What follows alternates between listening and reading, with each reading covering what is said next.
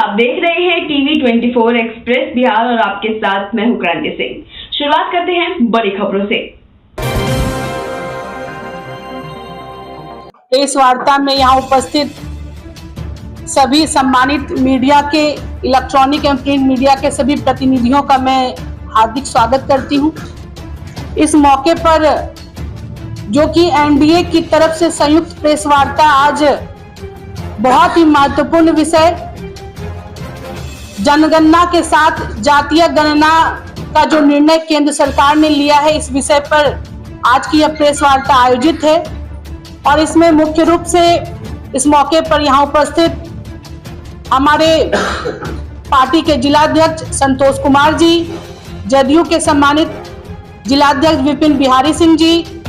आदरणीय अशोक जी, और इस मौके पर विशेष रूप से इस प्रेस वार्ता को संबोधित करने के लिए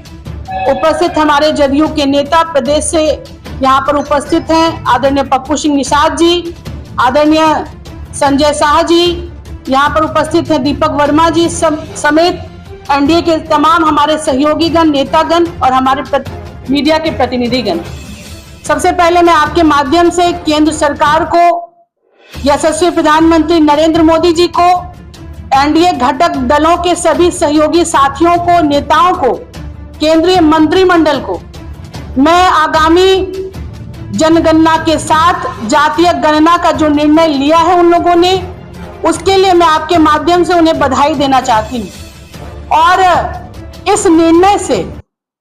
आम लोगों में काफी हर्ष है। और 2031 के बाद, 1931 के बाद जब 2011 की जब जनगणना हुई, जो कि ऐसी सीसी सूची के माध्यम से हम सबों के सामने सामाजिक आर्थिक डाटा पेश किया गया, उसमें भी केंद्र सरकार के द्वारा तत्कालीन जो प्रधानमंत्री थे स्वर्गीय डॉक्टर मनमोहन सिंह जी, उनके द्वारा भी जाति के आंकड़ों को छुपाया गया।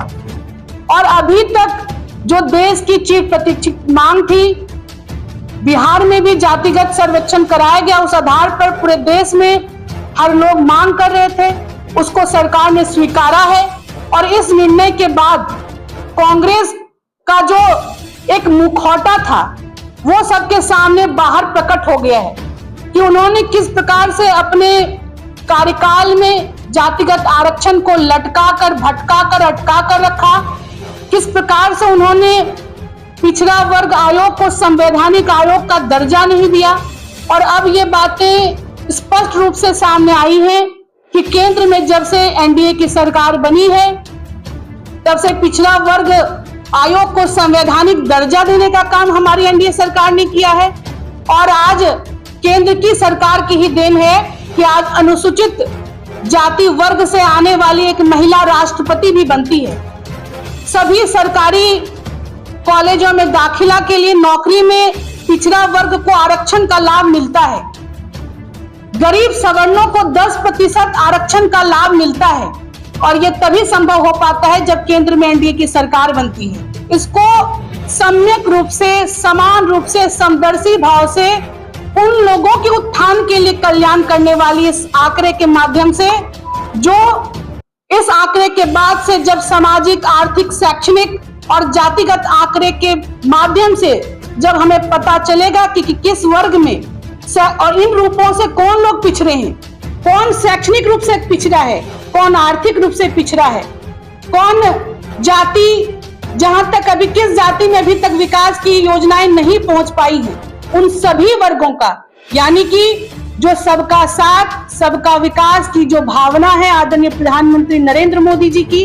इस विकास को यथार्थ रूप में बदलने का काम एनडीए सरकार के इस फैसले ने किया है। और आगामी जब जनगणना जब प्रारंभ कराई जाएगी तो उसके साथ ही जातिगत आंकड़ों को भी कलेक्ट किया जाएगा और वो बिल्कुल वैज्ञानिक तरीके से होगा। इसमें कोई भी छल प्रपंच नहीं होगा, इसमें कोई राजनीति नहीं होगी, बल्कि इस आंकड़े के माध्यम से जो डाटा कलेक्ट होगा उसका उपयोग हर वर्ग, पिछड़े, दलित, शोषित वर्गों के, गरीब सवर्णों के उत्थान के लिए इस डाटा का प्रयोग किया जाएगा। उनके आर्थिक, शैक्षणिक और सामाजिक उत्थान के लिए इस डाटा का प्रयोग किया जाएगा। यानी कि सब संपूर्ण समाज के के अच्छे और बेहतरी के प्रयास किए जाएंगे और उनके लिए विकास का खाका तैयार किया जाएगा, उनके लिए विकास की योजनाएं चलाई जाएंगी। तो आज के इस प्रेस वार्ता के माध्यम से